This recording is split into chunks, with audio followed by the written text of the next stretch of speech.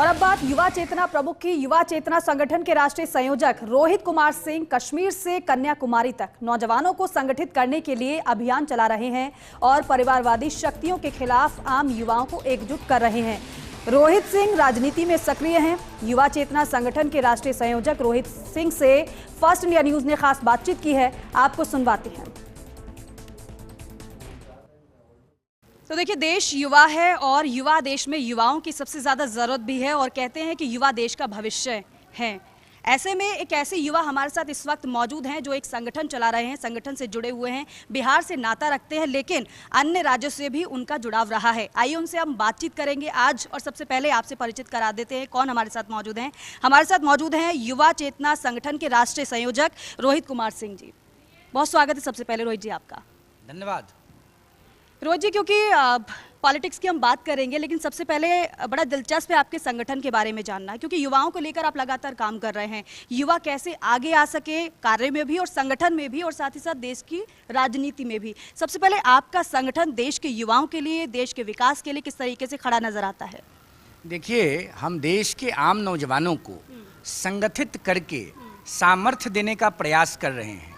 देश की आज़ादी का जो सपना अमर शहीद भगत सिंह जी ने, चंद्रशेखर आज़ाद जी ने, राम प्रसाद बिस्मिल जी ने, अशफाकुल्ला खान साहब ने, बैकुंठ शुक्ला जी ने, नेताजी सुभाष चंद्र बोस ने जो सपना देखा था, जो संघर्ष उन्होंने किया, जो लड़ाई उन्होंने लड़ी, भारत माता के वैभव को बढ़ाने के लिए, भारत माता के पैरों की गुलामी की जंजीरों को तोड़ने के लिए जो प्राणों की आहुति उन्होंने दी, वो देश की आज़ादी के बाद परिवारवादी बीज को पानी और खाद देकर जिस प्रकार से देश के सत्ता में रहने वाले दलों ने राजकुमारों को लोकतंत्र में प्रमोट करने का काम किया, उससे देश का आम नौजवान अपने आप को ठगा हुआ, छला हुआ और कुंठित महसूस करता है।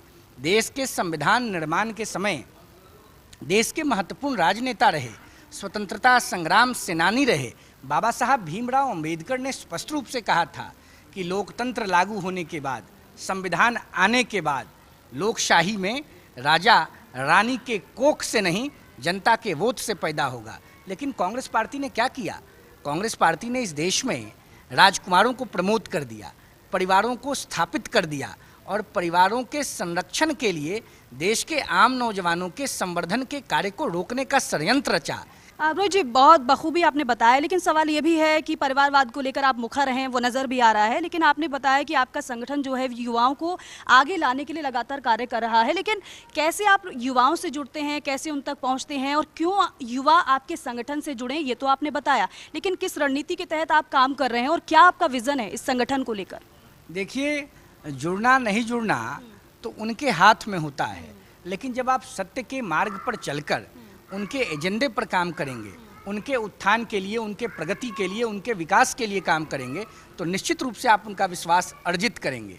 आज देश के नौजवानों के सामने दो ही रास्ते हैं। एक रास्ता है देश के प्रगति के पथ पर आगे चलने का या हार मानकर घर बैठ जाने का।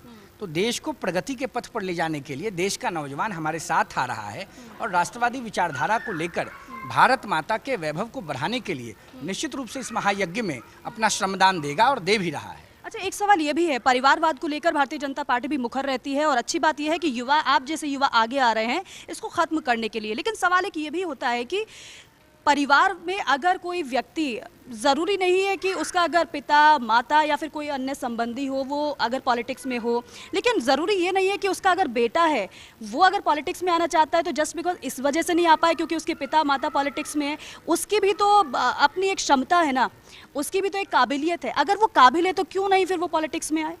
देखिए, अगर वो संघर्ष के रास्ते पर चलकर राजनीति में लोगों की सेवा कर, उनका विश्वास अर्जित कर अगर राजनीति में एक प्रक्रिया के तहत आ रहा है तो निश्चित रूप से उसका स्वागत होना चाहिए।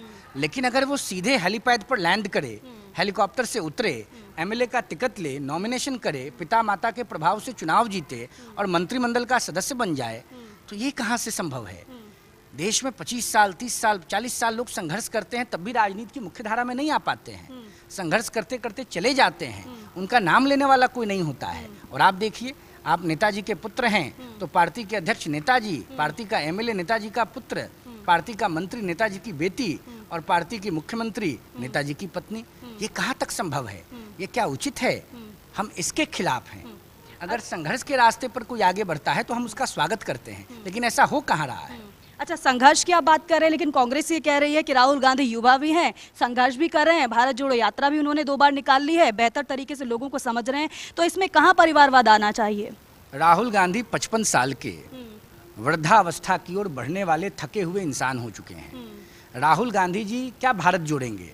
राहुल जी का परिवार हमेशा भारत तोड़ने का प्रयास करता रहा है। राहुल जी अपना दल तो जोड़ ही नहीं पा रहे हैं, उनका दिल तो जुड़ा ही हुआ नहीं है देश के नौजवानों से, गरीबों से, वंचितों से, पीड़ितों से। तो राहुल जी क्या देश जोड़ेंगे? राहुल जी के दल ने तो इतना अन्याय किया, बाबा साहब अम्बेडकर जैसे महान नेता को राहुल जी के दल की सरकारों ने देश का सर्वोच्च सम्मान देने का काम नहीं किया। जयप्रकाश नारायण जैसे सेनानी को कांग्रेस पार्टी ने कभी सम्मान नहीं दिया, भारत रत्न नहीं दिया। भारत रत्न के सम्मान को कांग्रेस पार्टी ने नेहरू गांधी के परिवार तक सीमित करने का षड्यंत्र रचा। राहुल जी क्या देश जोड़ेंगे? आप कह रहे हैं अन्याय कांग्रेस ने किया, कांग्रेस 5 न्याय और 25 गारंटियां लेकर आ गई है और कह रही है कि देश के लोगों के साथ अन्याय हो रहा है, इसको आप किस तरीके से देख रहे हैं? कांग्रेस अगर न्याय करती और कांग्रेस की गारंटी से देश की जनता अपने आप को गारंटीड महसूस करती तो कांग्रेस पार्टी को 14 और 19 में करारे हार का सामना नहीं करना पड़ता। आज कांग्रेस पार्टी के साथ कोई जाना नहीं चाहता है। कांग्रेस पार्टी का बस एक एजेंडा है, एक ही उद्देश्य है, रिजेक्टेड राहुल गांधी को सेलेक्ट करा देना। ये संभव नहीं दिखता है। देश की जनता कांग्रेस पार्टी और राहुल गांधी की आइडियोलॉजी को जान चुकी है। मेरी दृष्टि में राहुल गांधी मुगलिया सल्तनत के अंतिम शासक जफर की तरह कांग्रेस पार्टी के बिना शासन में आए जफर हो जाएंगे। तो भारतीय जनता पार्टी की सोच को लेकर, उनकी विचारधारा को लेकर आपका क्या कहना है? क्या इसमें युवाओं को आगे बढ़ावा दिया जा रहा है, युवा आगे बढ़ रहे हैं, उनका उत्थान हो रहा है? देखिए, मैं किसी पॉलिटिकल पार्टी का मेंबर नहीं हूँ, लेकिन निश्चित रूप से माननीय प्रधानमंत्री नरेंद्र मोदी जी के नेतृत्व में देश अपने परम वैभव को अर्जित करने के रास्ते पर आगे बढ़ चुका है। प्रधानमंत्री मोदी जी के समर्थन में कश्मीर से कन्याकुमारी तक हर गांव का नौजवान खड़ा है, हर गांव का वंचित खड़ा है, हर गांव का पिछड़ा, दलित, आर्थिक आधार पर विपन्न व्यक्ति खड़ा है। माताएं खड़ी हैं, बहनें खड़ी हैं, बेटियां खड़ी हैं।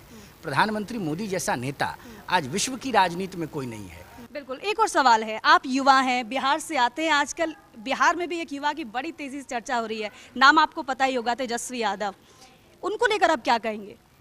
तेजस्वी जी का जो तेज है वो पिता के प्रताप का है।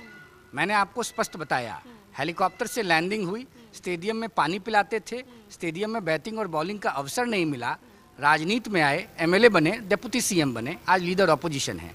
तेजस्वी यादव के प्रति ना तो बिहार की जनता का कोई भाव है, ना देश के नौजवानों का कोई आकर्षण है। ये सब राजकुमार हैं, इनको कहाँ गरीब नौजवानों की चिंता, इनको कहाँ नौजवानों के पीड़ा का अंदाजा। इनको तो बस अपने परिवार की चिंता है, अपने संपत्ति की चिंता है और अपने जैसे वंशवादी राजकुमारों के प्रतीक चिन्हों के संवर्धन की चिंता है। देश का नौजवान, बिहार का नौजवान इन तमाम नौजवानों के खिलाफ है जो राजवंशी परंपरा को आगे बढ़ाना चाहते हैं। राजस्थान से किस तरीके का जुड़ाव आपका रहा है? राजस्थान वीर भूमि है। राजस्थान की माताओं और बहनों ने हमेशा वीरता और शौर्य का परिचय देने का काम किया है। राजस्थान जो नहीं आएगा वो भारत को कैसे समझेगा? मेरा राजस्थान से गहरा लगाव है। राजस्थान आता हूँ तो मन में परिवारवादी शक्तियों के खिलाफ लड़ने का साहस और बढ़ जाता है। ये बड़े बड़े वीरों की भूमि है, हम इस भूमि का तिलक लगाते हैं, मिट्टी का। युवाओं को क्या मैसेज आपका? नौजवान आगे आएं, देश को आगे बढ़ाएं, परिवारवादियों से लड़ें, भारत माता का वैभव जिन्होंने बढ़ाया है उनके पीछे पूरी ताकत के साथ खड़े हों, कलम की शक्ति, लाठी की शक्ति लेके खड़े हों। भगवान राम को जिन लोगों ने लाने का काम 500 सालों के बाद किया, उनके हाथों को मजबूत करें और जिन लोगों ने देश की संस्कृति और सभ्यता के खिलाफ काम किया उनको घर बैठाने का काम करें। जिस मुकाम को आप हासिल करने के लिए और जिस उद्देश्य के साथ आप इस कार्य के लिए निकले हैं वो सफल हो, पूरा हो। चलिए, इसी के साथ ही कैमरा पर्सन नरेंद्र के साथ Deepika Singhal, first India news, Jaipur.